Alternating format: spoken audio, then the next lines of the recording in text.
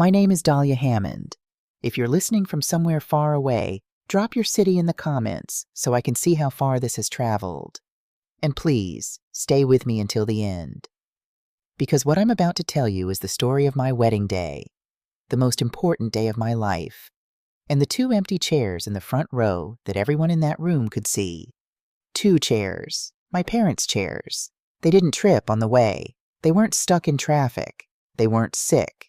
They walked out on purpose. During the ceremony, my father stood up in front of 172 people and made sure everyone heard exactly why he was leaving. And 4 hours later, my husband stood up at our reception and made sure everyone heard exactly what my parents had done. I was 31 years old. I had planned that wedding for 18 months. I had saved for it for 5 years. And on the morning of my wedding day, my mother sent me a text that said, and I still have this saved on my phone, "We'll be there, but don't expect us to smile." This is the story of what happened. All of it. The money, the betrayal, the speech that changed everything, and the legal battle that followed. But to understand any of it, I need to take you back to where it started. A blanket under an oak tree, string lights, and a man who loved me enough to fight for me when I couldn't fight for myself. It was a Tuesday evening in December, one of those rare Texas winter nights where the air finally gets cool enough to feel like something other than summer.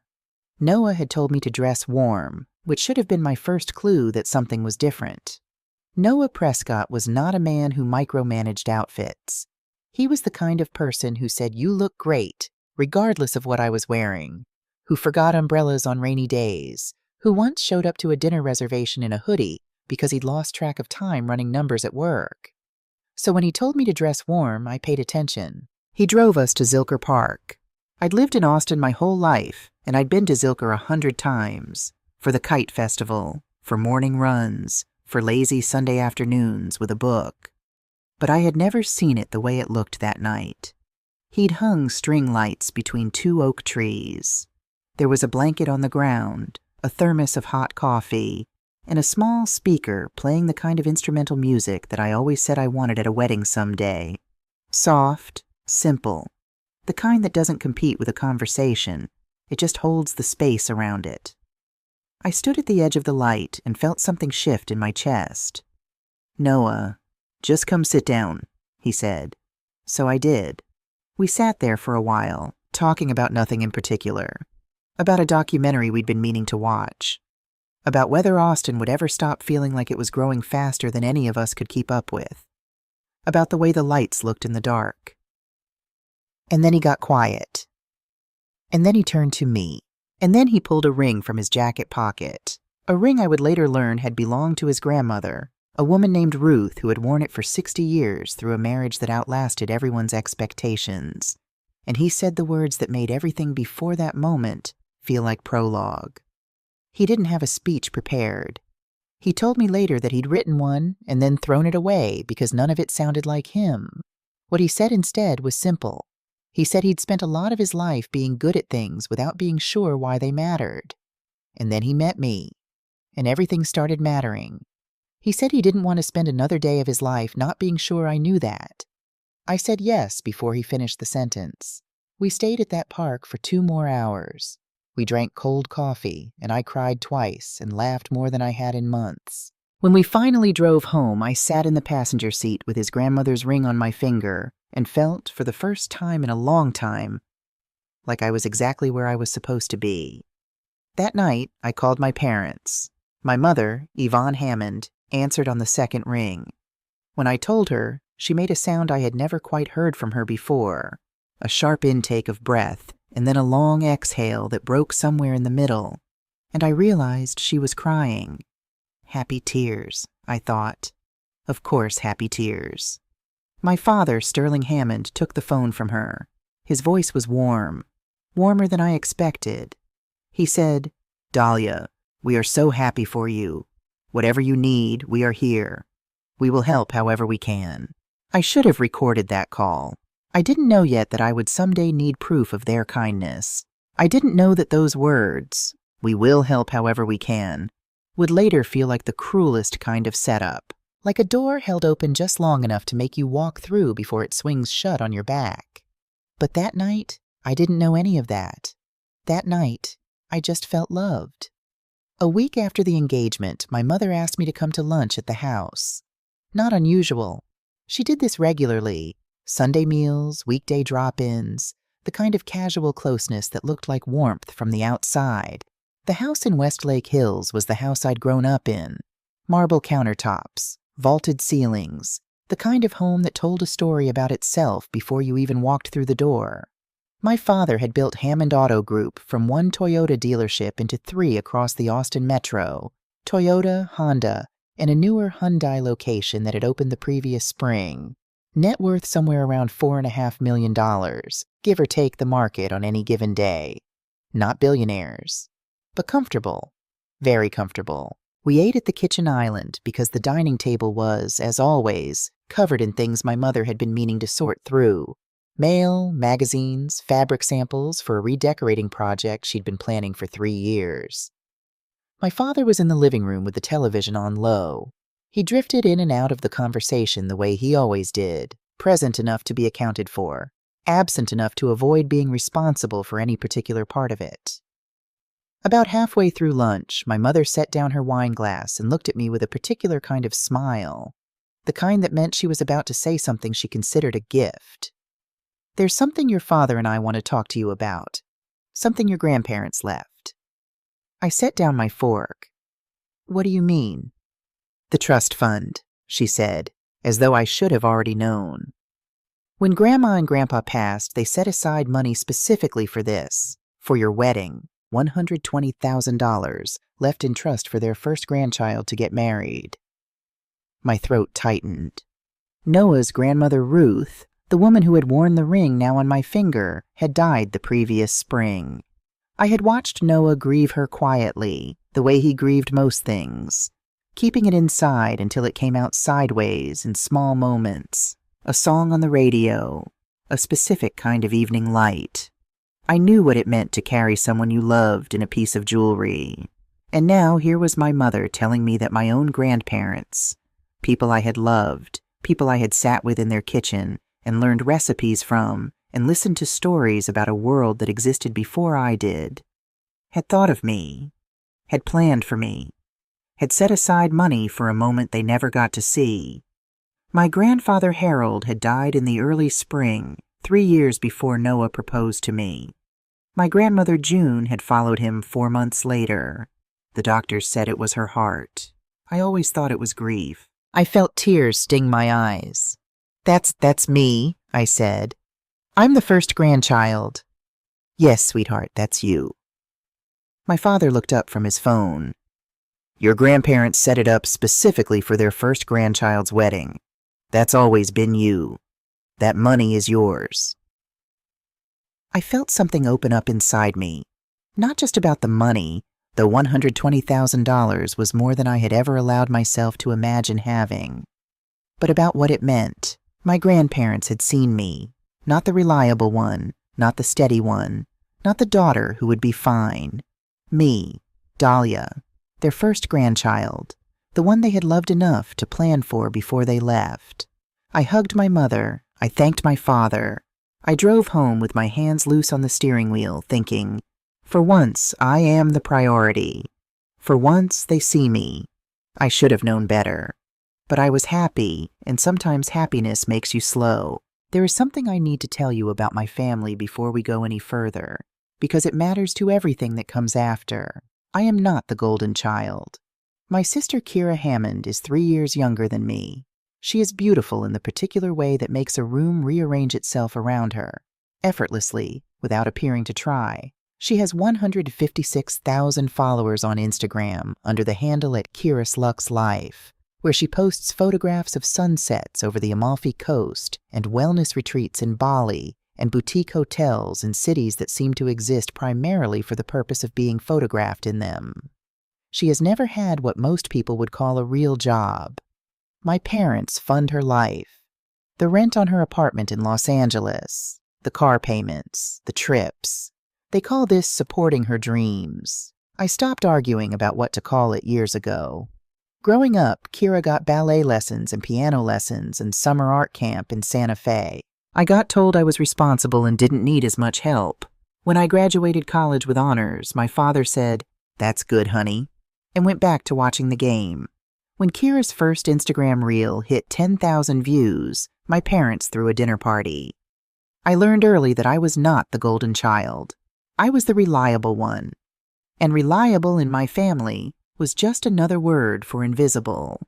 I remember a Thanksgiving some years back, the first one after my grandparents died. We were sitting at the table, and Kira was talking about her plans to build a career as an influencer. My father looked at her with this particular light in his eyes, the kind of light I had spent years trying to earn and eventually stopped chasing. "Kira's going to do something big," he said. "She has that spark." Then he looked at me. "Dahlia, you're steady. Steady is good. You'll be fine." Fine. That word followed me for years, but I was done needing his approval. I had Noah. I had work I believed in. Program coordinator at a nonprofit that mentored at-risk youth in East Austin. The kind of job that didn't pay much, but gave back more than it cost. I had a life of my own. I thought so anyway. By the following spring, Noah and I had toured 11 wedding venues. 11. I have a note on my phone that simply says 11 venues with 11 increasingly bleak descriptions underneath. Too expensive. Already booked. That barn smell. The parking situation. The one where the coordinator kept calling me babe. We were exhausted and beginning to wonder if we should just elope to somewhere with good weather and call it a day. And then we found Barton Creek Resort and Spa, the Overlook Pavilion specifically. Outdoor ceremony space with a wooden deck that jutted out over a hillside, string lights laced between cedar posts, and a view of the hill country that went on long enough to make you forget there was a city 30 minutes away. The ballroom inside had these high windows that caught the late afternoon light and turned everything gold. The catering menu had options that didn't taste like catering. I walked in and felt it immediately. That physical certainty that sometimes arrives without explanation and asks you to trust it. This is the place. The coordinator was a woman named Rebecca Holt, mid-40s, sensible blazer, leather planner that looked like it had been through 100 weddings and was ready for 100 more. She walked us through the space with the confidence of someone who had heard every possible question and had a good answer for each one. "We have availability in the fall," she said. "October is our most requested season. The weather is finally reasonable, the light is gorgeous, and the hills start to change color." She named a Saturday in mid-October, about 18 months out. "That's 18 months, Noah said. "Fall weekends here book fast," Rebecca said. "If this feels right to you, I wouldn't wait." It felt right to me. We didn't wait. The deposit was $8,500, non-refundable. Noah and I split it from savings we'd been building separately and quietly for exactly this kind of moment. The moment when something real required a commitment you couldn't take back. We signed the contract on a Wednesday afternoon in April at a small table in Rebecca's office with a pen that had the resort's logo on it. On the drive home, I took a photograph of the pavilion on my phone, the afternoon light coming through the trees, the view rolling out behind it, and texted it to my mother. Her response came in less than 5 minutes. "Sweetheart, this is stunning. That date is absolutely perfect. Fall light, beautiful photos, cool enough for the dress you've been dreaming of. We cannot wait to celebrate you." I read it twice. Then, for reasons I couldn't entirely explain, I screenshotted it. I didn't know why at the time. I didn't have a reason. No alarm had gone off. No specific warning arrived. It was more like a quiet instinct. The kind that lives below language, below logic, in whatever part of you has been paying attention longer than your conscious mind has. Some part of me had already begun to sense that kindness, in my family, sometimes had an expiration date. I saved the screenshot. In the months that followed, we did everything you're supposed to do. Sent save-the-date cards to 200 guests in May. Signed contracts with the florist. Found a photographer whose portfolio made me cry in a good way. Scheduled the first dress fitting for late summer. Everything was locked in. Everything was real. And I was happy. Genuinely, fully, without footnote happy, for the first time in a long time. That summer, Kira posted an Instagram story. It was a video of her jumping on her bed in what appeared to be a hotel room in Los Angeles, arms overhead, laughing. The caption read, "Just booked the opportunity of a lifetime. Bali, here I come. Some things are just meant to be." I watched it once, put my phone down, and thought nothing of it. Kira was always going somewhere. That was the whole premise of her brand. Perpetual motion, perpetual beauty, perpetual horizon. Wherever she was, it was somewhere better than where you were. And the whole point was to make you feel that absence. I had learned to scroll past it without feeling much. About a month later, in the middle of a Thursday afternoon, my phone rang. My mother's number. I was at work, sitting at my desk in the small open-plan office where I spent most of my days coordinating program schedules, tracking outcomes for funders, and occasionally reminding teenagers that they were more capable than they currently believed. I stepped outside into the Texas summer heat, the kind of heat that doesn't ask permission, that just lands on you the moment you step through a door, and answered. "Hi, Mom. What's up?" Her voice was different, tighter than usual, like someone who had been practicing what to say. "It's about your wedding date." Something shifted in my chest. Not panic, not yet. Just a low, specific alertness. What about it? Kira booked a trip, a wellness retreat in Bali. It's a real opportunity for her, Dahlia. She'll be networking with major brand partners, creating content. This is the kind of thing that could take her career to the next level. "Okay," I said slowly. "When is it?" A pause. "It overlaps with your date." The heat pressed down on my shoulders. The parking lot shimmered. "Mom, that's my wedding." "I know, sweetheart, that's why I'm calling. I was wondering, and I want you to hear me out, whether you might consider moving the date. November, maybe, or even spring of next year." I stared at the asphalt. "We booked the venue 18 months ago. Save the dates went out to 200 people in May. The florist contract is signed. My dress is in alterations. Everything is locked in." "I understand that. I do. But this trip is important for Kira. It's non-refundable. If she cancels, that's $18,000 gone." I let that land for a moment. $18,000. For a vacation. A content creation vacation. Noah and I had spent 5 years quietly saving. We had pieced together $52,000 from careful budgeting and skipped vacations and the particular discipline of two people who knew what they were working toward.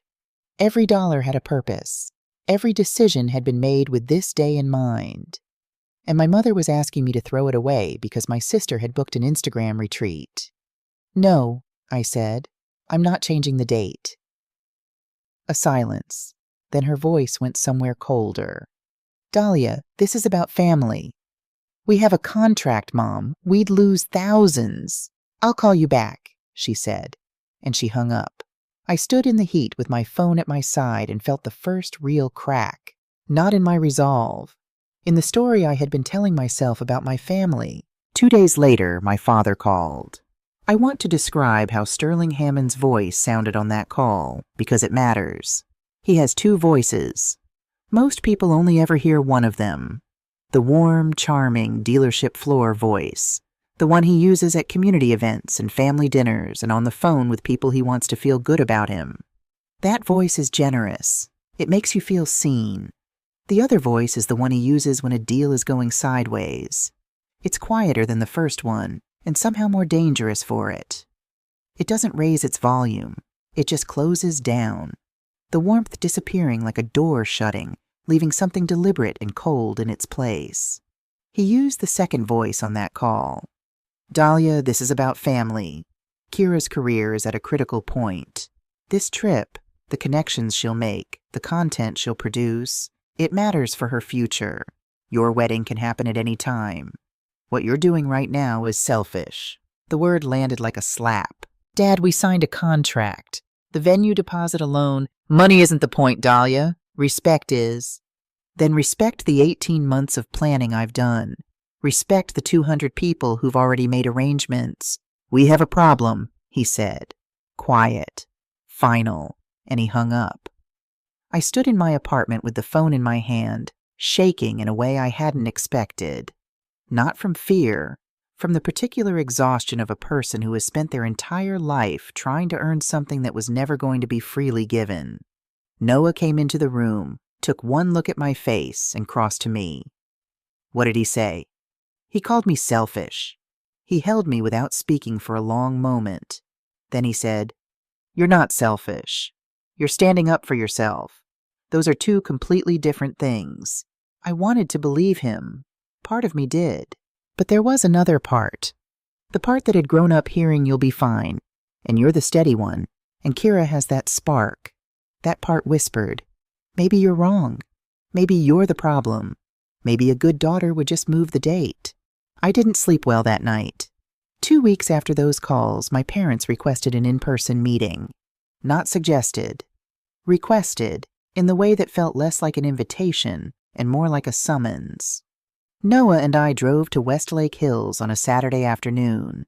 The air conditioning in their house was running high enough to feel aggressive, and I had a strange sense, walking through the front door, of being somewhere that no longer quite belonged to me the way it once had.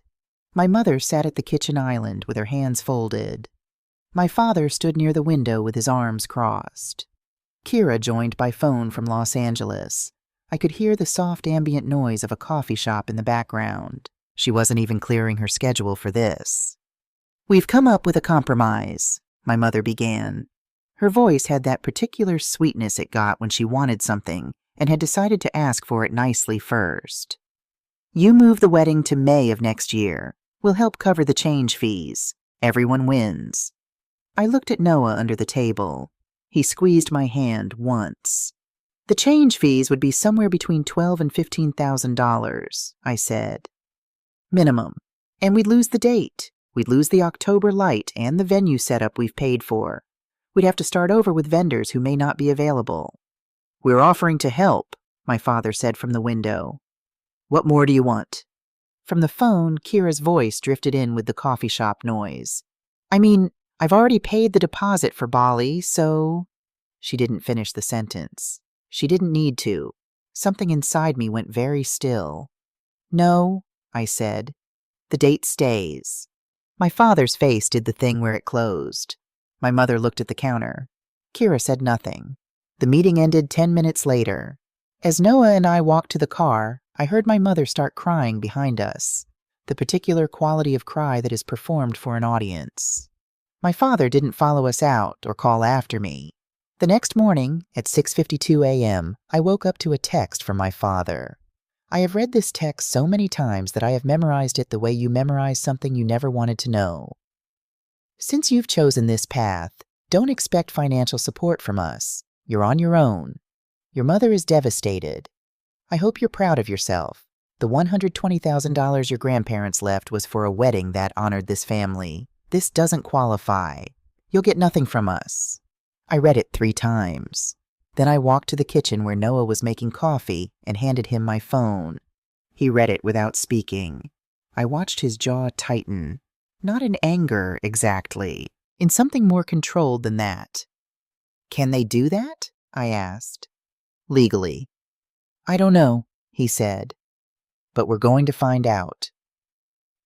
47 days. That's how long my parents didn't speak to me. I called my mother 6 times. Voicemail every time.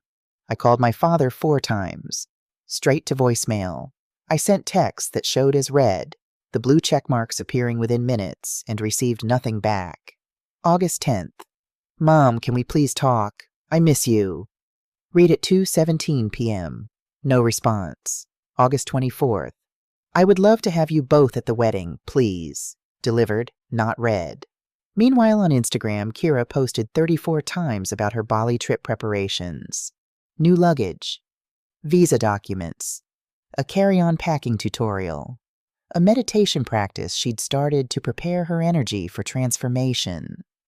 My parents liked every single post. They commented on nearly every one. "So proud of you, sweetheart. You deserve this, baby girl." They did not acknowledge a single one of my wedding countdown posts. Not one. Noah watched me spiral through those 47 days. He made tea when I couldn't sleep. He held me when I cried. He kept the practical machinery of the wedding moving. Final vendor confirmations, seating chart drafts, the logistics of feeding 200 people a meal they would actually enjoy, because I was operating at reduced capacity and he had quietly picked up the slack. And he was doing something else, something I didn't know about until much later.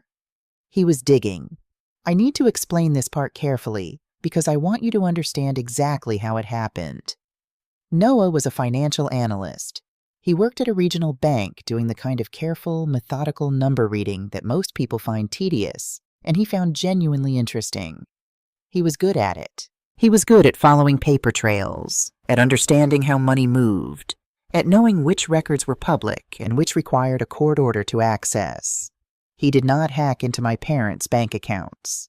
He did not do anything illegal. What he did was this. He contacted the probate court where my grandparents' estate had been filed. In Texas, when an estate goes through probate, certain records become public, including trust documents, filed inventories, and formal distributions that are documented for court purposes. He requested those records. He reviewed the trust documents himself and had a colleague at the bank look them over as well.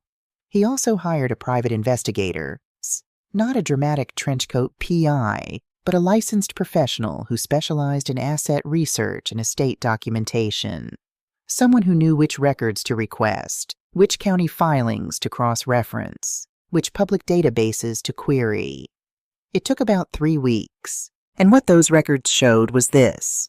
The trust established by my grandparents had a very specific provision. The language, which Noah read to me later from a highlighted printout, was as follows. Wedding fund of $120,000 to be distributed to the first grandchild upon marriage, to be used for wedding expenses, first home down payment, or marital establishment as the beneficiary sees fit. The beneficiary was me. My parents were the trustees, meaning they held legal authority to manage the money, but only in my interest, not their interest, not Kira's interest, mine. And what the filed distribution records showed was that approximately 5 weeks before that family meeting in the Westlake Hills kitchen, the one where my mother offered her compromise, and my father stood by the window with his arms crossed, a formal distribution from the trust had been processed. The amount? $80,000. The recipient, Kira Hammond. The notation? Advance wedding distribution. Kira was not engaged. Kira had no wedding scheduled. Kira was, at that exact moment, buying first-class plane tickets to Bali with a caption that said, "Treating myself because I deserve it." The money had been gone before they ever called me to discuss changing the date. The meeting wasn't about compromise. The meeting was about making sure I agreed to something that had already been decided without me. When Noah showed me all of this on a Thursday night in early October, about 2.5 weeks before the wedding, I sat at the kitchen table for a long time without speaking. The documents were on his laptop, the trust language, the distribution record, the date, the name. They did this before the meeting, I finally said. 5 weeks before. Before they called me, before my father called me selfish, before any of the pressure started. Yes. They had already given Kira $80,000 of my inheritance and then called me to tell me I was selfish for not moving my wedding. Yes, I felt something I hadn't expected. Not just anger, though the anger was there, bright and clean, and nothing like the muddy, guilty feeling I usually carried around my family. Something colder than anger. Cleaner. Clarity. "This is illegal," I said. "It's breach of fiduciary duty," Noah said. "They had a legal obligation to act in your interest. A court would likely find that distributing trust funds to someone who isn't the beneficiary, under a designation that has no basis in fact, Kira's not getting married, is a violation of that obligation. You'd be entitled to have the money restored." "What do we do with this?" Noah was quiet for a moment. Then he said, "I think we tell the truth. At the reception. In front of everyone." I looked at him. "You want to do this at our wedding? They walked out on you. They tried to use your inheritance as a weapon. They called you selfish in front of your family for standing up for yourself. And," he paused, There's something else. He clicked to another tab, a series of emails, forwarded to us by Rebecca Holt, our venue coordinator, with a subject line that read, "Urgent, conflicting instructions." 3 emails, all from my mother's address, all sent to Rebecca over the previous 6 weeks. The first from early September. "Hello, this is Yvonne Hammond, mother of the bride. I need to discuss moving the October event to next year. What are our options? Please call me." The second from mid-September. "Rebecca, I understand there are penalties, but this is a family matter. Surely you can work with us. The bride is making a mistake and we are trying to protect her. Please advise." The third, and this one I have also memorized, from the first week of October, just 18 days before my wedding. "This wedding should not proceed on this date. I am asking you as the mother of the bride to help us stop this mistake. Please call me immediately." My mother had tried to cancel my wedding 3 times, behind my back. I sat with that for a long moment. Then I said, "Okay, we tell the truth." Noah built the presentation that night, 24 slides. He worked until 2 a.m. while I sat beside him, reading each slide as it took shape, understanding that this was not revenge, or not only revenge, it was documentation. It was the record of what had actually happened, laid out for the people who had shown up for us on a day my own parents had tried to ruin. We called it the price of humility. It was the night before my wedding. I want you to picture the bridal suite at Barton Creek Resort, a room I had imagined for 18 months, a room that was supposed to feel like the beginning of something. Clean white linens, a view of the hills going dark in the last light, the kind of quiet that only exists when everything has been arranged and all that's left is the waiting. Noah and I were not supposed to see each other that night. Tradition, superstition, the idea that some things should be held back until the right moment. But we had made an exception because there were things that needed to be decided before morning, and because for us, the right moment had always been whenever we were in the same room. He came to the suite at 9 p.m. with his laptop under his arm and a look on his face that I had learned to read over 3 years together. It was his "I found something" face. Careful, controlled, the way he looked when a set of numbers told a story he hadn't expected. He sat down across from me at the small table by the window. "I need to show you one more thing," he said. He turned the laptop toward me. Another transaction. From the private investigator's research into the public estate records and cross-referenced bank filings, a paper trail that had taken weeks to assemble through entirely legal means. Document request by document request. The date, the 10th of September. 3 days after my mother had called me to say in her careful, cold voice, "We'll be there, but don't expect us to be happy about it." 3 days after that phone call where she had made it sound like their attendance was a concession, a sacrifice, something they were doing for me out of the generosity of their difficult hearts. 3 days after that, my father had authorized a transfer of $15,500. The notation, "Kira Hammond, Bali Extension Package and Excursions." I read it twice.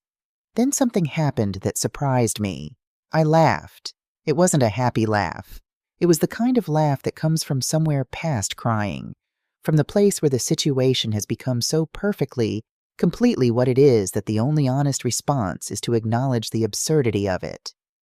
My parents had told me they had no money. My father had withdrawn financial support and told me I was on my own. My mother had made their attendance at my wedding sound like a generous gift. And 3 days after that performance, my father had written a check to extend my sister's European vacation. "They paid for her trip," I said, after punishing me, after saying they had nothing to give. They spent $15,500 on Kira's Instagram content. Noah put his arm around me. "Tomorrow, everyone knows." But then he said, "There's one more thing, and this changes the shape of the whole story." He pulled up another document, meeting minutes from a formal trustee action, part of the estate records filed with the probate court, public record.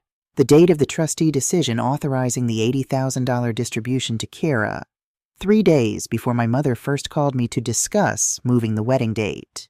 3 days before she dialed my number and asked, in that tight, careful voice, whether I might consider being flexible. "They decided before they called you," Noah said quietly. "The money was already gone. The decision was already made. When they called you to talk about Kira's trip, when they held that family meeting and offered their compromise, they already knew there was no money left to give you. They were never going to give you anything. The whole conversation was theater." I sat with that. The calls, the meeting, my father's voice going cold and saying this is about family, my mother crying in the doorway of the Westlake Hills house, the text at 6:52 in the morning, "You'll get nothing from us." All of it staged, all of it constructed around a decision that had already been made. They hadn't withheld the money because I refused to change the date. They had withheld the money and then invented a reason why I deserved it. "Are we doing this tomorrow?" Noah asked. I looked at him for a long moment. I thought about my grandmother June, who had worn a particular kind of quiet dignity her entire life, who had pressed money into my hand at birthdays and said, "Don't tell your grandfather, he'll want to keep it," and who had apparently thought carefully enough about my future to put $120,000 aside for a day she never got to see. "We're doing it," I said. Noah worked until nearly 2 a.m. building the final version of the presentation. 24 slides. I sat beside him and read each one as it took shape. And somewhere around midnight, I stopped feeling afraid and started feeling something quieter and more durable. Ready. I woke at 6:15 a.m. My heart was already beating fast before I opened my eyes. The particular anticipatory anxiety of a day that you know is going to be significant in ways that can't be fully predicted. I reached for my phone on the nightstand. No messages from my parents. At 8 a.m., I was at a salon on Congress Avenue with my bridesmaids. My maid of honor, Jess Calloway, had brought mimosas in a thermos and was already telling a story that made everyone laugh before she finished the first sentence. Jess had been my closest friend since college, the kind of friend who tells you the truth and loves you at the same time, which is rarer than people acknowledge. Noah's sister had shown up with a playlist and terrible jokes and an energy that filled the room in all the right ways. I tried to stay present. It was harder than I expected. At 9:47 a.m., while someone was working on my hair, I glanced at my phone and saw that Kira had posted an Instagram story. A video of herself on a beach somewhere bright and warm. The caption placed it near the Amalfi Coast. She was wearing a linen dress and sunglasses, and she was laughing at something off camera. The caption read, "Sometimes you have to choose yourself. #LivingMyTruth. #No regrets." Jess saw my face across the room and immediately said, "Do not look at her page." Too late. Put the phone down. I put the phone down. Truthfully, and I know how this sounds, it helped. There is something clarifying about watching someone perform their unbothered contentment at exactly the moment you need to remember why you're doing what you're about to do. I put the phone in my bag and I let Jess hand me a mimosa, and I let myself be in the room.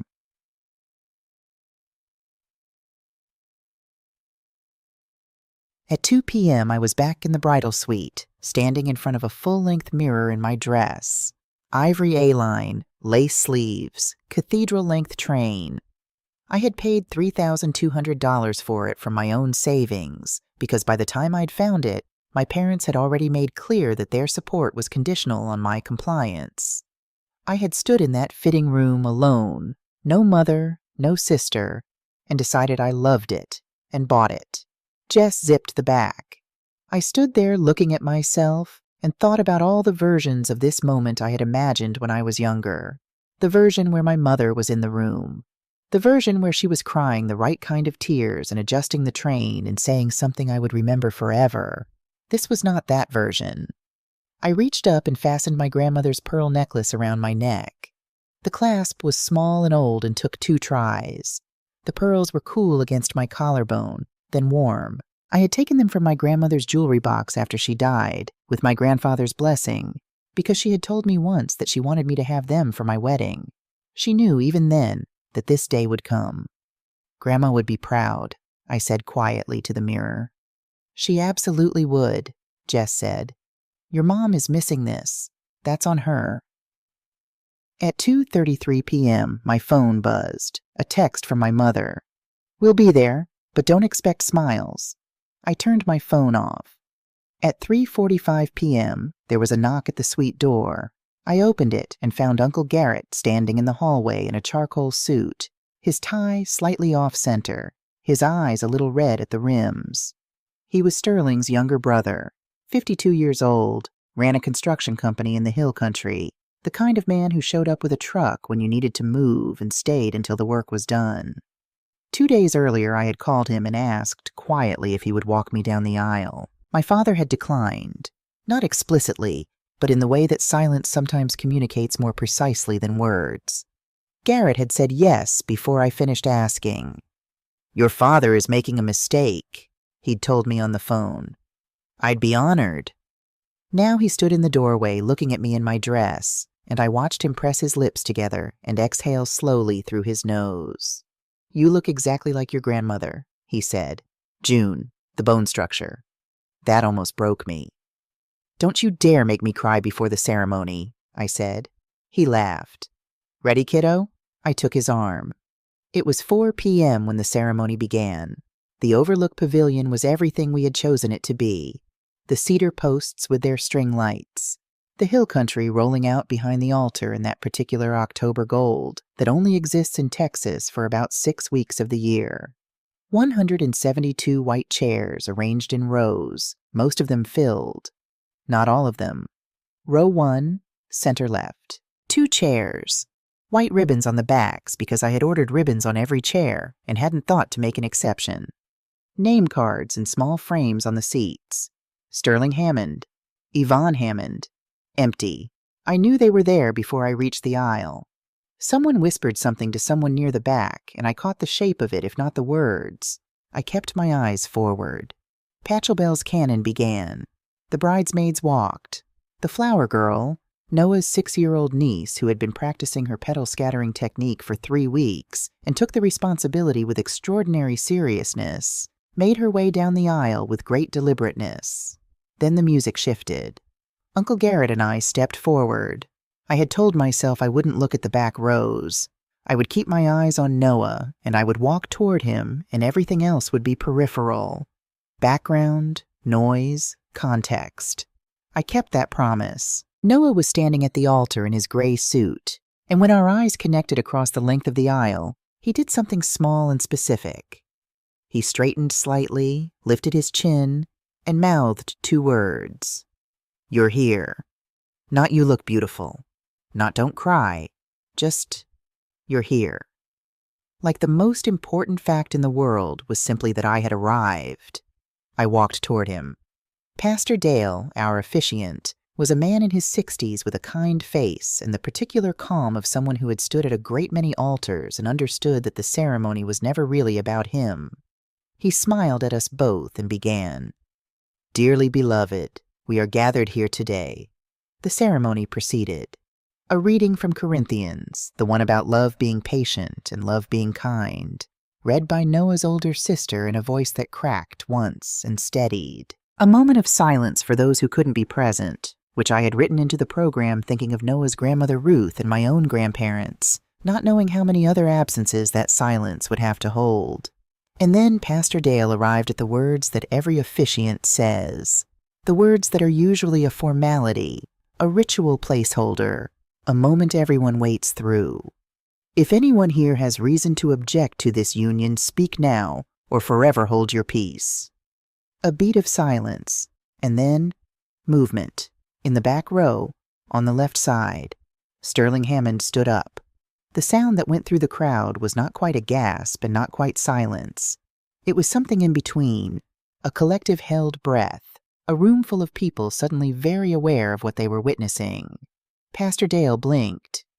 "Sir," my father's voice came out clear and deliberate, projected in the way of a man who has spent decades on a sales floor and knows how to fill a room. "Dahlia, your mother and I are leaving. We want you to think carefully about what you have done to this family. We will not be part of this mistake." My mother stood beside him. She was crying, the loud, theatrical kind that I had grown up watching her deploy at moments when she needed an audience to see her suffering. Her hand was pressed to her chest.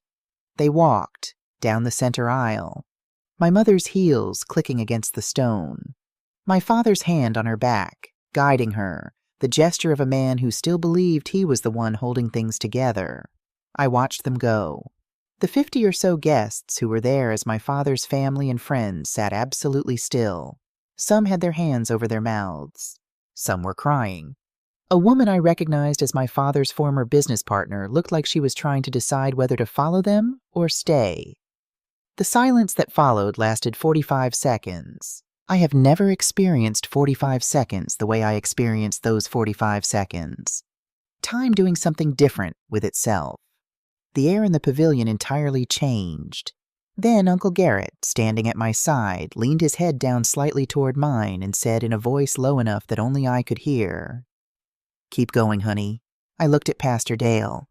My voice, when it came out, surprised me with its steadiness. "Please continue." Pastor Dale nodded, cleared his throat, and continued. "Love is patient. Love is kind. It does not envy. It does not boast. It is not proud." We exchanged vows. Noah held both my hands in both of his and looked at me with an expression I don't have adequate words for. It was grief and love and fury and tenderness all occupying the same face at the same time, and somehow it was the most honest thing I had ever seen. When he reached the end of the vows, he paused, and then he went off script. "Dahlia," he said, "your strength humbles me. It has humbled me since the first time I watched you choose integrity over the easier thing. Today, in front of everyone here, I want to make you one promise that isn't in the official script. I will always stand up for you. Always. No matter who is watching." I felt the tears then. Not the careful, controlled kind I had been managing all day. The real kind. "I now pronounce you husband and wife," Pastor Dale said. "You may kiss your bride." The applause was long and complicated, the sound of people who had just witnessed something they hadn't expected and were processing it in real time through the only outlet available to them. As we walked back down the aisle together, Noah's hand warm in mine, I passed Aunt Patrice, Sterling's older sister, 60 years old, a woman who had always sent birthday cards and remembered details about my life with the particular tenderness of someone who wanted to compensate for the gaps left by others. She was crying with her hands pressed flat against her cheeks, and she mouthed something at me. "I'm so sorry." I held her gaze for one moment and gave her the smallest nod. In 4 hours, sorry wouldn't be necessary. In 4 hours, there would be something better than sorry. The terrace at Barton Creek caught the last of the October sun in a way that made everything look warmer and more golden than the day had actually been. Guests moved between the high-top tables with their drinks and their quiet conversations, and the word that kept moving through the crowd, I could feel it even when I couldn't hear the specific sentences, was what happened. People came to me one by one and two by two throughout that hour. "Are you okay? I can't believe that just happened. Do you think they'll come back?" To each one I said some version of the same thing. They made their choice. I'm exactly where I want to be. Noah moved through the crowd with the kind of calm that I recognized as deliberate.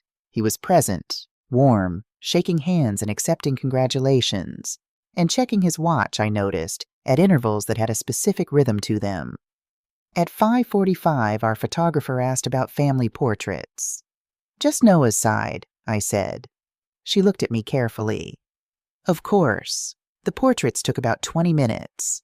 Noah's parents, his sisters, the cousins, the aunts, the uncle from Ohio who had driven 14 hours because that's the kind of family Noah came from, the kind that shows up. I watched them arrange themselves in the golden light and felt something settle in me that had been unsettled for a long time. This is family too, I thought. This is also family. At 6:30 p.m. we entered the grand ballroom. I want to describe it the way it looked that evening, because we had built it from nothing and it had become something real. String lights crisscrossed the ceiling at 2 different heights, creating a kind of canopy effect that made the room feel both larger and more intimate. Eucalyptus garlands ran down the center of each table.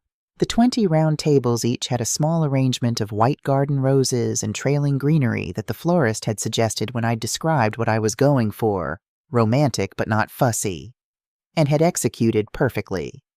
At the front of the room, a projection screen that we had rented for what the vendor assumed was a photo slideshow. The DJ announced us. "Ladies and gentlemen, for the very first time, Mr. and Mrs. Noah and Dahlia Prescott."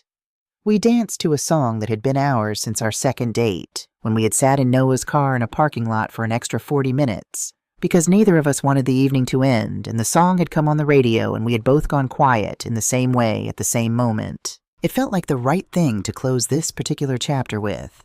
3 minutes and 40 seconds of something close to normal. Except for table 3, front left. The parents' table. 2 empty chairs. White ribbons still tied to the backs. Name cards still in their frames. Sterling Hammond. Yvonne Hammond. Everyone in that room could see those chairs. No one said anything about them, but they were there, and they were seen, and their presence was as loud as anything that had been spoken aloud that afternoon. Dinner was served at 7 p.m. I could not eat. Noah could not eat. We sat beside each other and moved food around our plates and made conversation with the people near us and waited. At 8:10 p.m., Noah excused himself. "Restroom," he said. He went to the DJ booth. He connected his laptop to the projection screen. He loaded the presentation and confirmed that it was displaying correctly on the screen behind the head table. Then he walked back to our table, sat down, and took my hand. "Last chance," he said quietly. "We can let it go. We can just be married and move forward." I thought about my grandmother June pressing pearls into my hand. I thought about $120,000 that she and my grandfather Harold had set aside with love and careful intention and what had been done with it. I thought about 47 days of unanswered calls. I thought about my mother's email to Rebecca Holt. This wedding should not proceed. "Do it," I said. At 8:15 p.m., the toasts began. Cole, Noah's best man, told 6 minutes of stories about Noah that were funny in the specific way that only stories about someone you've known for 20 years can be. The room laughed and relaxed. The mood lifted. Jess spoke about our friendship with the kind of honesty and warmth that made half the room cry, including me. 5 minutes that felt like a gift. Then the DJ said, "And now a special message from the groom." Noah stood. The room settled. He picked up the microphone, looked at me, and I gave him the smallest nod. He turned to face the room. "Thank you all for being here tonight," he began. His voice was steady and clear. "Especially those of you who stayed after the interruption earlier." A few people laughed, the nervous kind. I'm not usually someone who speaks in front of a crowd. Ask anyone who's attended a work presentation I've given. I read directly from the slides and I use too many bullet points. More laughter. More comfortable this time. But tonight, something happened that I cannot walk past, and I don't think any of you should either. He pressed a button on the small remote in his hand. The projection screen behind him illuminated. White text on a black background.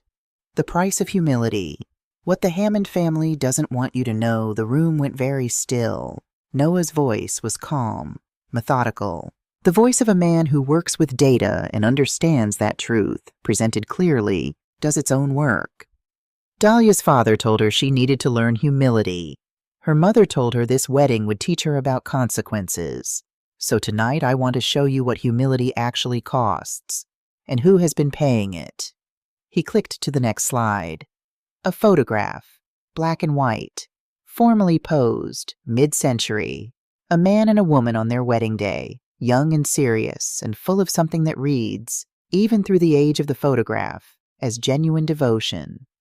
This is where this story begins. Harold and June Hammond, Dahlia's grandparents. They loved their family, and before they died, they did something specific and deliberate to show that love. He clicked again.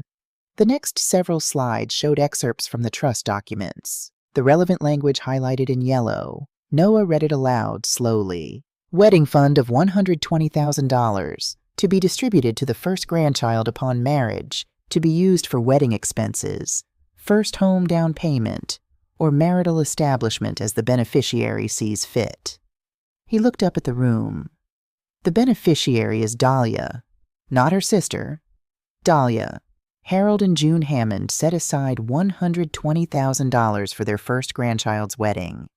This was their gift, their intention, their love, made legal and concrete so that it would survive them. A pause. Here is what happened to that money. He clicked. A distribution record from the estate filing. The date, the amount, the name, $80,000. Kira Hammond. Advance wedding distribution. The sound that went through the room was not a gasp exactly. It was a collective exhalation, the sound of air leaving a space that had been holding it. People turned to each other. A few people at the back of the room stood slightly, trying to see the screen more clearly. Hands went to mouths. Noah let it sit for 5 full seconds. $80,000, he said, given to Kira Hammond, who is not engaged, who has no wedding planned, approximately 5 weeks before this wedding. While Dahlia's parents told Dahlia she would receive nothing, while her father called her selfish for not moving this wedding to accommodate a vacation. He clicked again. Screenshots from Kira's Instagram, the Bali posts, the first-class ticket reveal, the resort, the caption from the week after the money was transferred. Treating myself because I deserve it. And then, today's post. Positano. Sometimes you have to choose yourself. #living my truth. Sterling and Yvonne Hammond told Dahlia she was selfish for not changing her wedding date, a wedding booked 18 months in advance for her sister's vacation. A vacation they then paid an additional $15,500 to extend. Click the second transaction record. September 10th, $15,500. Kira Hammond, Bali Extension and Excursions. After punishing Dahlia, after telling her they had nothing to give, 3 days after telling her they would attend this wedding but would not be happy about it, they wrote a check to extend her sister's trip. Aunt Patrice at table 6 stood up from her chair. She didn't say anything. She just stood, one hand pressed flat against the white tablecloth, and stood. Noah moved to the next section, the emails. He read each one aloud, every word, without editorial comment, in the same calm, measured voice he had used throughout. The room heard my mother's first email asking Rebecca Holt about moving the event, her second email asking the venue to work with us, her third email from the first week of October, 18 days before my wedding. This wedding should not proceed on this date. I am asking you as the mother of the bride to help us stop this mistake. Please call me immediately. From somewhere near the middle of the room, a voice said clearly, "Oh my God." Uncle Garrett, at the table nearest the head table, stood up slowly. He looked at the 2 empty chairs where his brother should have been sitting. When he spoke, his voice was rough. "Sterling," he said, to the empty chair, to the absent man, to whatever version of his brother he was addressing in his mind. "What did you do?" It wasn't a question. Then he sat back down. Noah played the video clip next. 10 seconds from the ceremony, my father standing, his voice perfectly clear through the audio. "Dahlia, your mother and I are leaving. Think carefully about what you have done to this family." He played it twice. And then today, in front of 172 people, Sterling Hammond stood up during his daughter's wedding ceremony and said this, before walking out, because Dahlia refused to change her wedding date for a vacation he had paid for with her inheritance money. The silence in that room was the most complete silence I have ever been in. I could hear the ambient hum of the building's ventilation system. I could hear someone near the back crying quietly.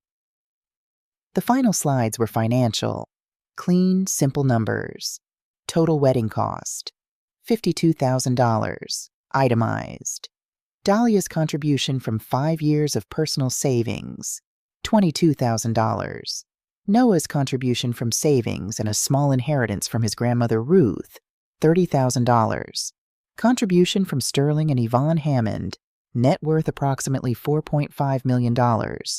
Owners of 3 automobile dealerships, $0.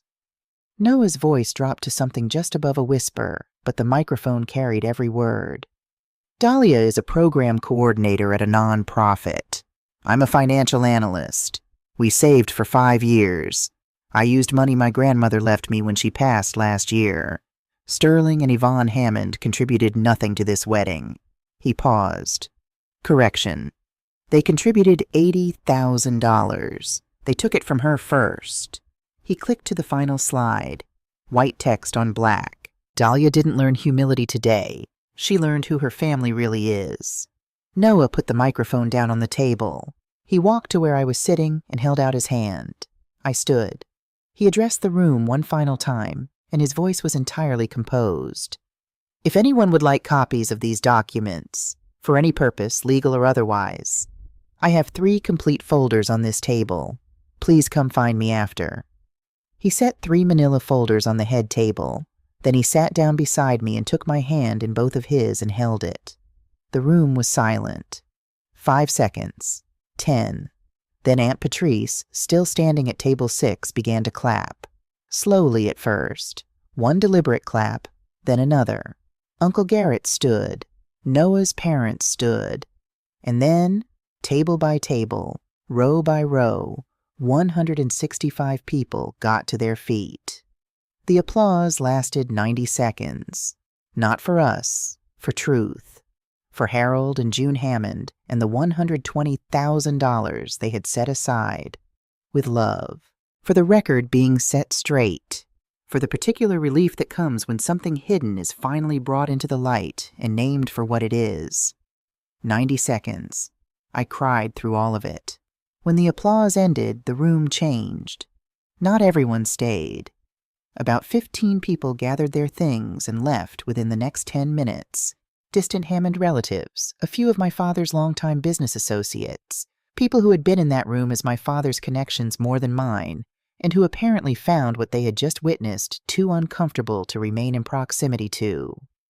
I watched them go without feeling much about it. They were making their choice, the same as my parents had made theirs. The ones who stayed, they stayed with a different quality of presence than they'd had before. Something had been released in that room, and the people who remained moved differently in the space of it. Aunt Patrice came to me first. Her mascara had made its way down her face in twin tracks, and she had clearly decided not to do anything about it. "I didn't know," she said, her voice breaking on the last word. "Dahlia, I swear to you, I did not know any of this." "I know," I said, and I did know. Patrice had always been the one who sent birthday cards and remembered details. She wasn't part of this. "Your grandmother would be furious," she said. "June would be absolutely furious." I laughed. A real one. Uncle Garrett shook Noah's hand for a long moment. "You did right by her," he said. "That took something. My cousin Jennifer, Patrice's daughter, 34 years old, someone I had always liked for her directness, walked straight out of the ballroom and onto the terrace and got on her phone. I could see her through the window, pacing, gesturing, clearly in the middle of a call that was not a comfortable one. She was almost certainly talking to my father. Good. My phone, sitting face up and silenced on the head table, lit up like something on fire. 37 text notifications in the first 20 minutes. Noah's phone had 28. He looked at it once, then turned its screen down. "Not tonight," he said. The DJ, to his enormous credit, waited about 90 seconds and then said, "Okay, let's keep this celebration going," in the tone of a man who had seen some things in his career and had decided to simply keep moving. He played something with a strong beat. The dance floor opened, and something unexpected happened.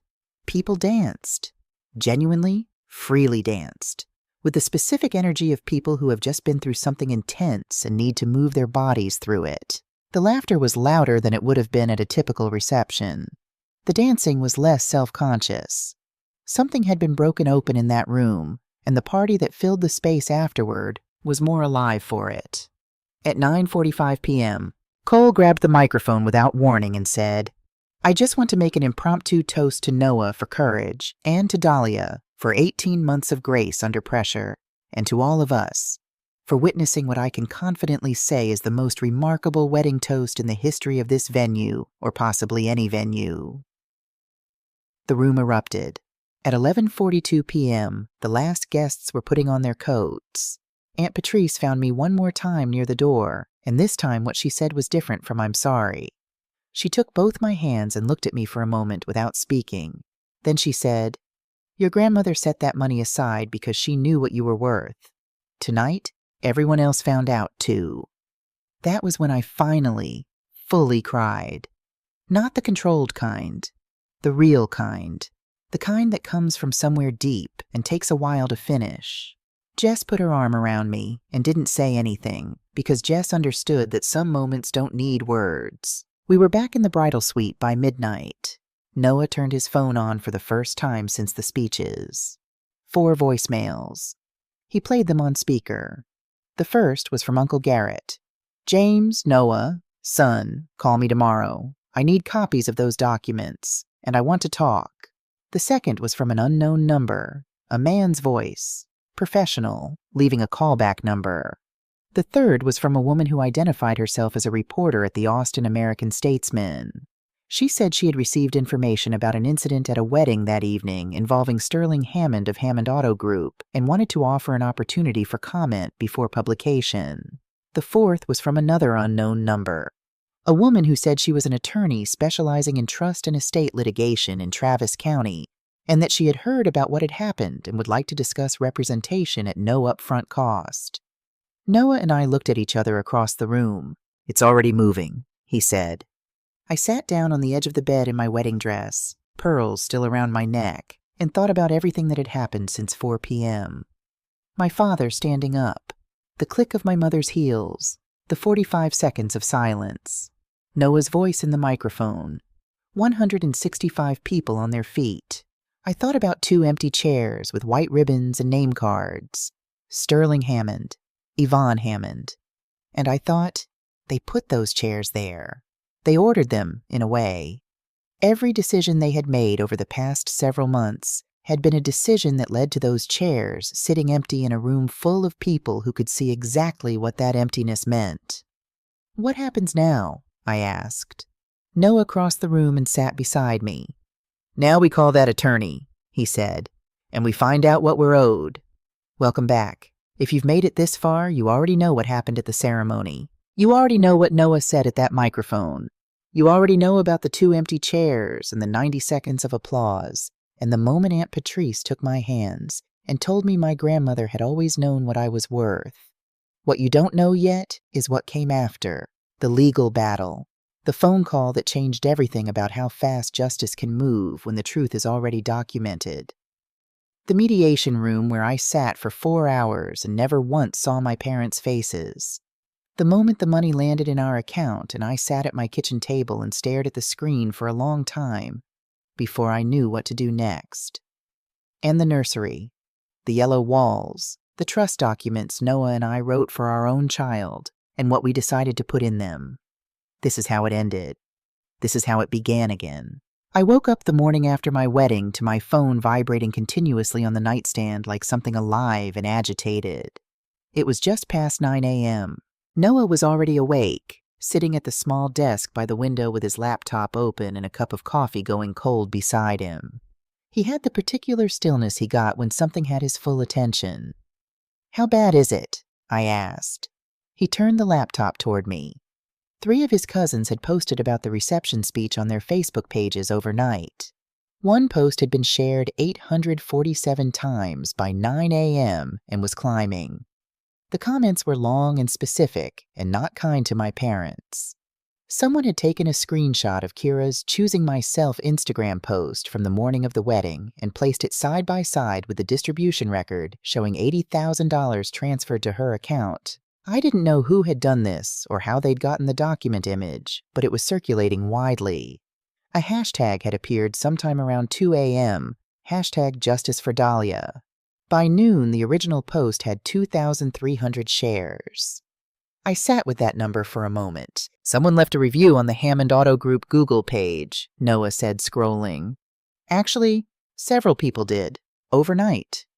I looked. 41 new 1-star reviews since midnight. The comments ranged from brief, "Owner steals from his own daughter, hard pass," to detailed, "Attended a wedding last night where the father of the bride walked out during the ceremony after misappropriating his daughter's $120,000 inheritance trust. This is who you're doing business with." I closed the laptop. "Noah." "Yeah." "What did we start?" He was quiet for a moment. Then, something that was already true. We just made it visible. By Monday morning, the Austin American-Statesman had reached out twice. A local television station had left 2 voicemails, and the attorney who had called the night of the wedding, a woman named Patricia Nguyen, who specialized in trust and estate litigation and had been practicing in Travis County for 19 years, had called again. We called her back. Her office was on the 7th floor of a building downtown, glass windows looking out over the city. She was in her early 50s, precise in the way of someone who had learned that precision was the most reliable form of power. She had reviewed the situation before we arrived, not from our documents specifically, but from the public estate filings, which she knew how to find, and from what had been posted online. "I want to be straightforward with you about how this works," she said, after we'd been seated for about 5 minutes. "I don't take trust litigation cases pro bono as a general rule. What I do offer in strong cases is a contingency arrangement. My fee comes from the recovered amount, typically 30%. You pay nothing up front. If we don't recover, I don't get paid." "Is this a strong case?" Noah asked. Patricia looked at the documents Noah had compiled. The trust language, the distribution records, the estate filings, the emails to the venue coordinator. She reviewed them for about 20 minutes while we sat across from her. She made notes. She did not react visibly to any of it, which I found oddly reassuring. Then she looked up. "Mr. and Mrs. Prescott, this is one of the cleaner breach of fiduciary duty cases I've seen in several years of practice. Your parents held legal authority as trustees with a specific documented obligation to act in your interest. The distribution to your sister has no valid basis under the trust terms. She is not the designated beneficiary. She is not married, and the notation advance wedding distribution does not create a legal exception. A court would almost certainly find this to be an improper distribution." "What are we entitled to?" I asked. She did quick math on a legal pad. "Full restoration of the trust, $120,000. Punitive damages for a breach of fiduciary duty, which in Texas can be substantial when the conduct is found to be intentional. My estimate for a negotiated settlement, given the documentation and the current public attention, would be in the range of $170,000 to $195,000, plus my 30%. Noah and I looked at each other. "How long?" I asked. "If they settle, and I believe they will, 3 to 5 months. If they choose to litigate aggressively, potentially longer. But," she said, setting down her pen, "your father is a local businessman whose dealership reviews are currently averaging 1.5 stars. His attorney will advise him to settle." "Who is his attorney?" Noah asked. "Bradford Keene," Patricia said. "He's represented Sterling Hammond's business interests for over a decade. They're also personal friends." Something shifted in her expression, not quite a smile. "That," she said, "will actually work in our favor. Bradford Keene cares very much about his own reputation in this city. He will not want a drawn-out public trial any more than your father does." Patricia filed the lawsuit in Travis County District Court on a Thursday, 2.5 weeks after the wedding. The complaint named Sterling and Yvonne Hammond as defendants. The causes of action were breach of fiduciary duty, conversion, and unjust enrichment. The demand was $178,000. The papers were served to my parents at their Westlake Hills home on a Friday afternoon. That evening, Uncle Garrett sent Noah a text. "Sterling just called me. He's furious. Says Dahlia is destroying the family name. I told him the family name was his responsibility and he'd already handled that. He hung up on me." Noah read it to me from across the kitchen. I was making dinner. I kept chopping. "How do you feel?" Noah asked. I thought about it honestly. "Tired," I said. "Not sad, not guilty, just tired of this being something I have to deal with." "That's fair. I want it to be over." It will be. The months between the filing and the settlement were not dramatic. That is the truth of legal processes that no one tells you. The actual experience of pursuing justice is mostly waiting. Waiting for responses. Waiting for motions. Waiting for the other side to make their next move. What happened during those months, outside of the formal legal process, was this. The dealership reviews stabilized at around 2 stars after the initial surge, and then hovered there. Sales had dropped significantly in the weeks following the wedding, according to what Uncle Garrett shared with us. He estimated about 30%. Whether that was going to be permanent or temporary depended, Patricia told us, largely on how quickly and how publicly the matter was resolved. Kira's Instagram following dropped from 156,000 to 91,000 over the same period. Several brand partnerships that she had announced in the fall were quietly removed from her profile. Her posting frequency slowed. The captions, when she did post, were different, less declarative, less certain of themselves. The "I deserve this" energy was gone, replaced by something more careful. I didn't feel triumphant about this. I want to be honest about that. I had not set out to damage my sister's career. I had set out to tell the truth about what had been done with my inheritance. The consequences that followed from that truth were real, and they were hers to reckon with. But I did not experience them as satisfying. I experienced them as sad in the specific way that waste is sad. All of that potential, all of those followers who had genuinely connected with her, and she had traded the goodwill she'd built for first-class flights that weren't hers to take. What I did feel in those months was a gradual quieting of something that had been loud inside me for a very long time. The voice that said, maybe you're wrong, maybe you're the problem, maybe a good daughter would have just moved the date. That voice got quieter. Not because I told it to, but because the documented evidence of what had actually happened was so clear, so specific, so thoroughly at odds with the story I had been told about myself, that eventually the voice ran out of room to operate.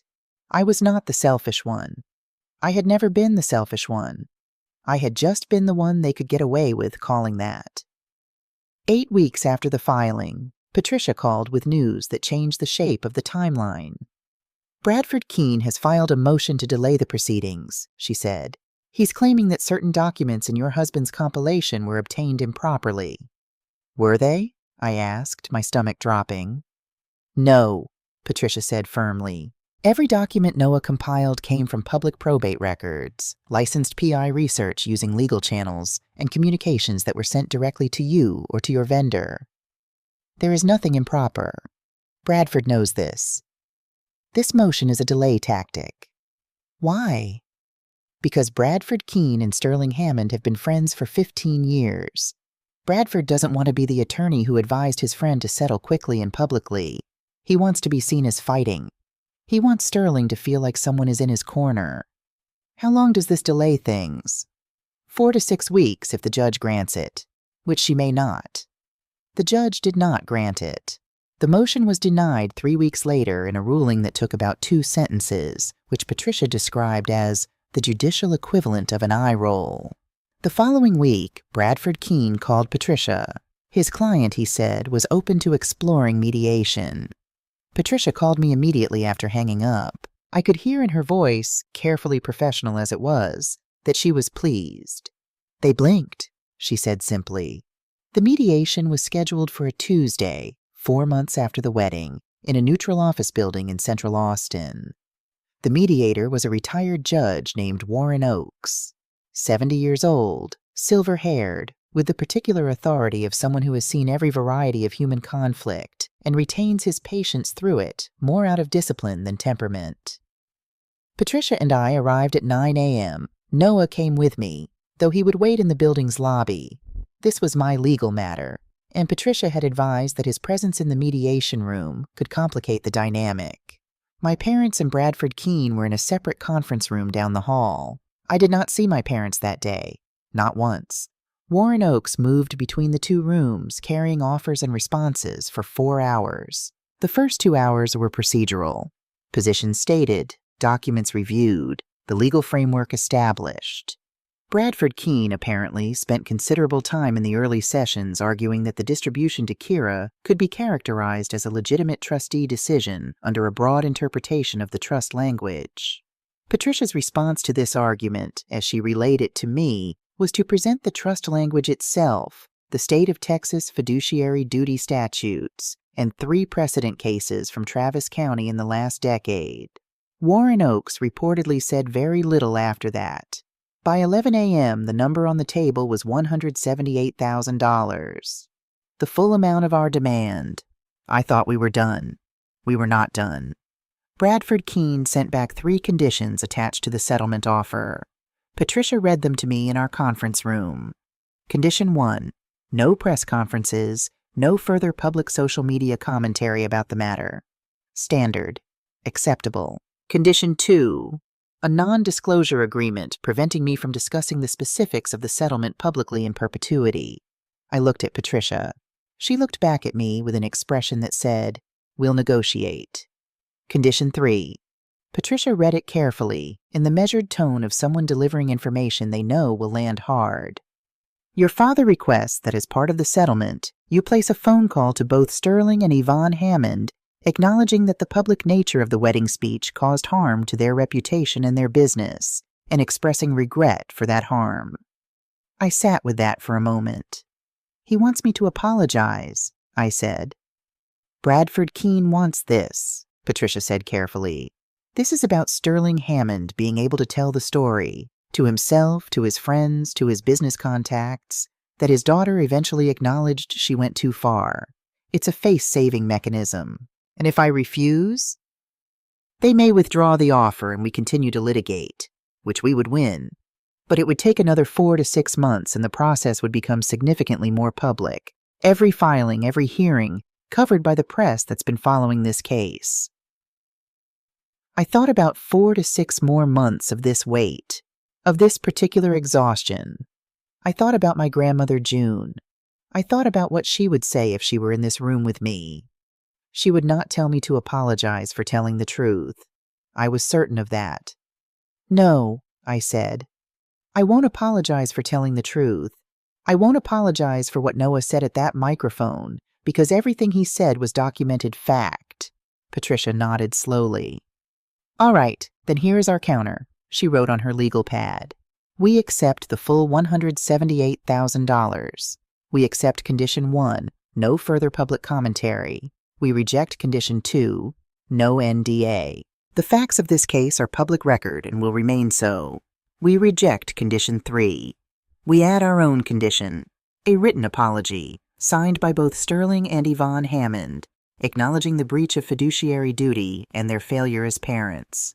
Delivered by certified mail within 10 business days of settlement. Warren Oakes carried it down the hall. We waited 35 minutes. He came back. They accept, he said. Patricia turned to me. I exhaled.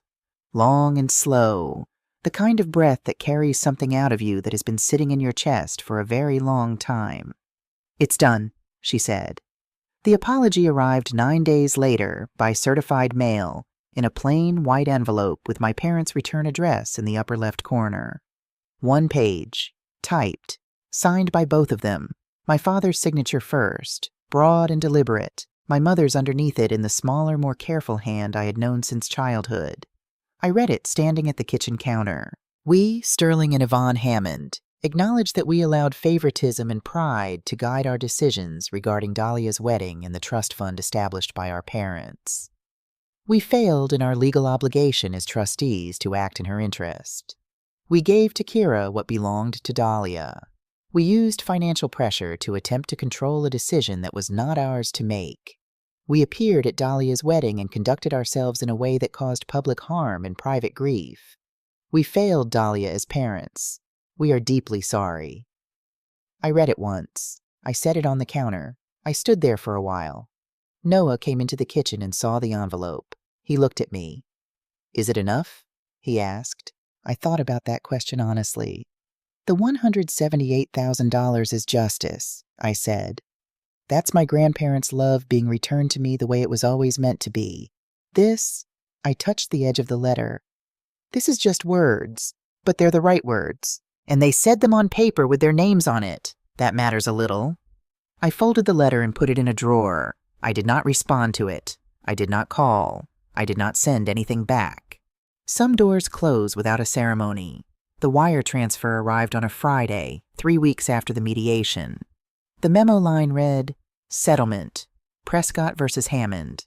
The amount, $178,000, less Patricia's 30% contingency fee, which came to $53,400, leaving us with $124,600.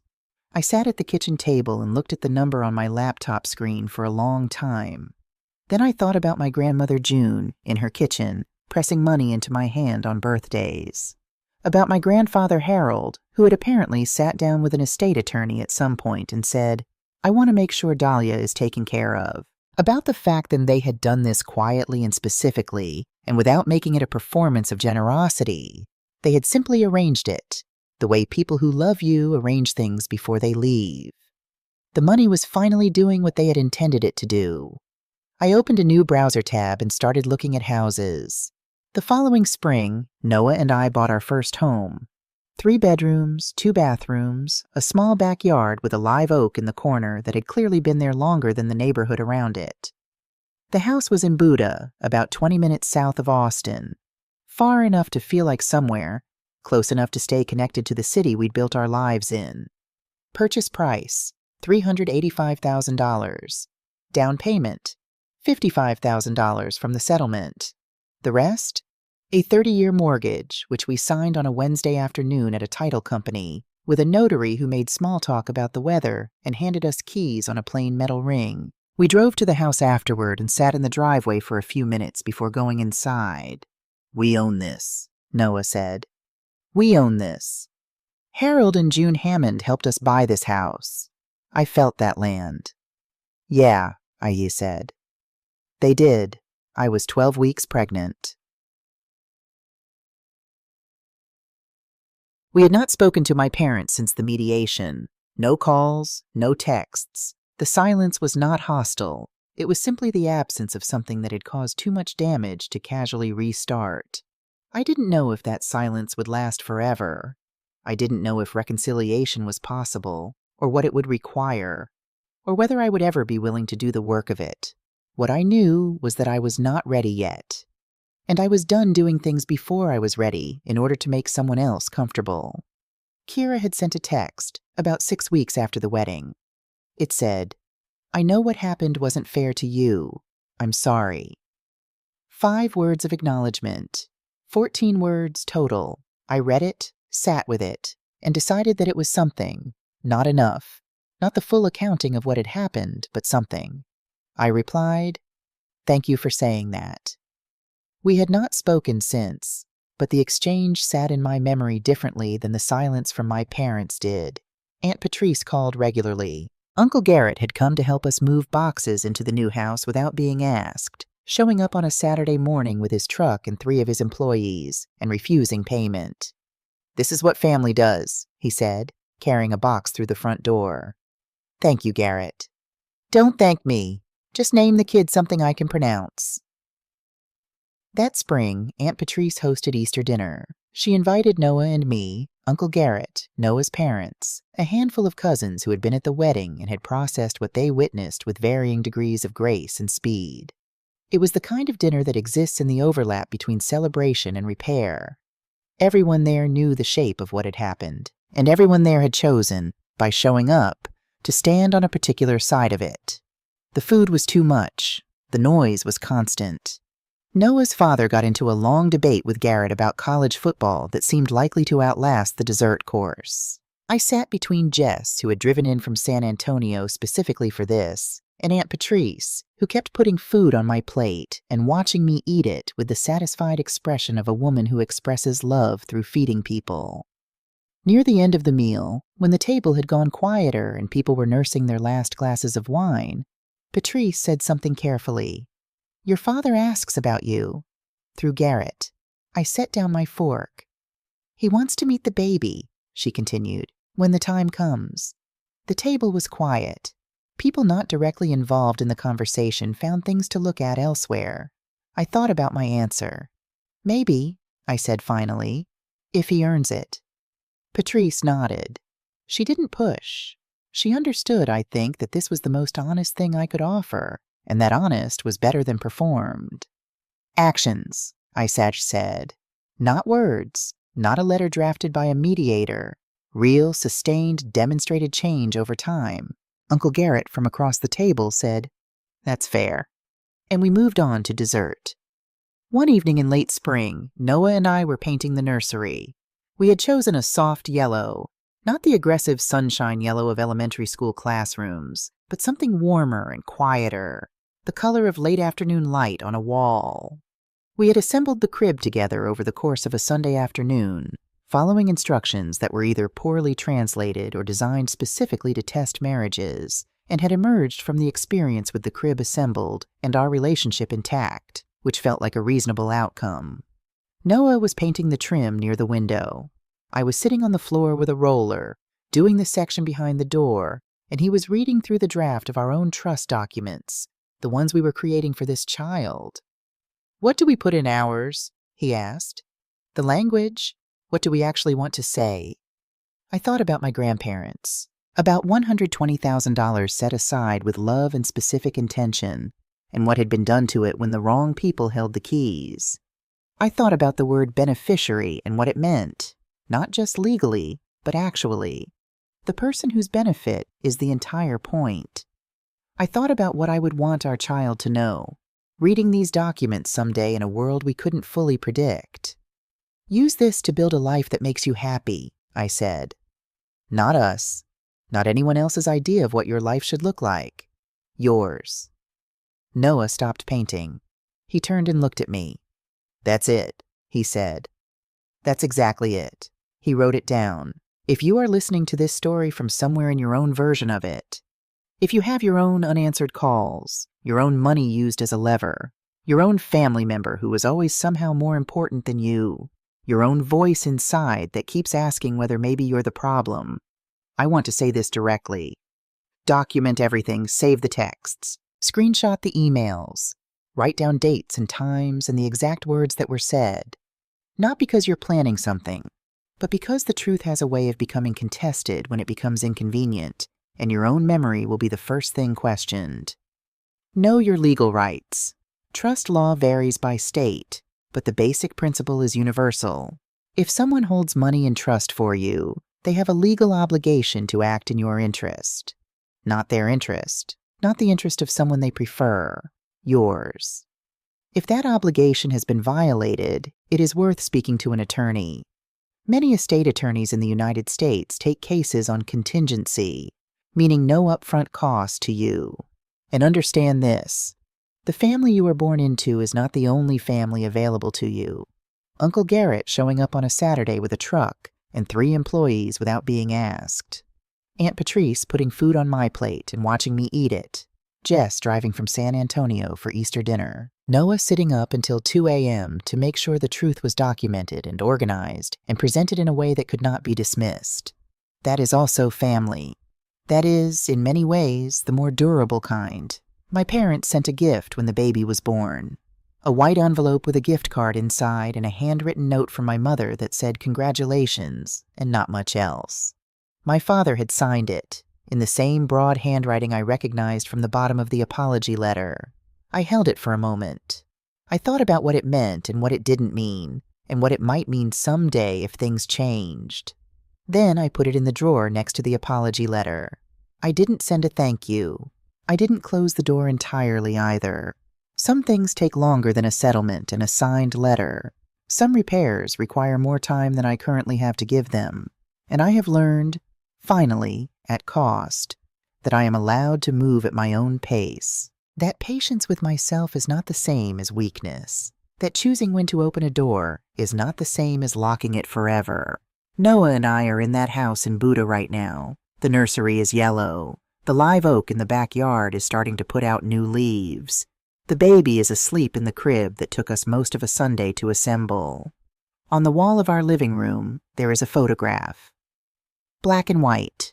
Formally posed, mid-century. A man and a woman on their wedding day, young and serious and full of something that reads, even through the age of the photograph, as genuine devotion. Harold and June Hammond. My grandparents. They didn't get to see this house. They didn't get to meet Noah. They never knew about the trust fund battle or the wedding speech or the mediation or any of it. But they set aside $120,000 with my name on it and the instruction that I should use it to build a life that was mine. And that is exactly what I did. Thank you for staying, for listening all the way through, for not leaving when it got hard, for being here at the end of a story that needed someone to hear it. If you've listened to all 3 parts of this story, if you've stayed with me from the string lights in Zilker Park all the way to the yellow nursery in Buda, thank you from the bottom of my heart. You didn't have to do that. The fact that you did means more than I know how to say. If this story found you at the right moment, if something in it helped you feel less alone or gave you language for something you've been trying to name, please share it. Send it to someone who needs it. Leave a comment below and tell me where you're listening from, because this community that has gathered around this story has genuinely moved me. And if you haven't already, please subscribe to this channel. Hit that button, turn on notifications, and stay with me. There are more stories coming, more truths that need to be told, more chairs, empty and full, that deserve to be witnessed. Thank you for being here. Thank you for listening. I'll see you in the next one.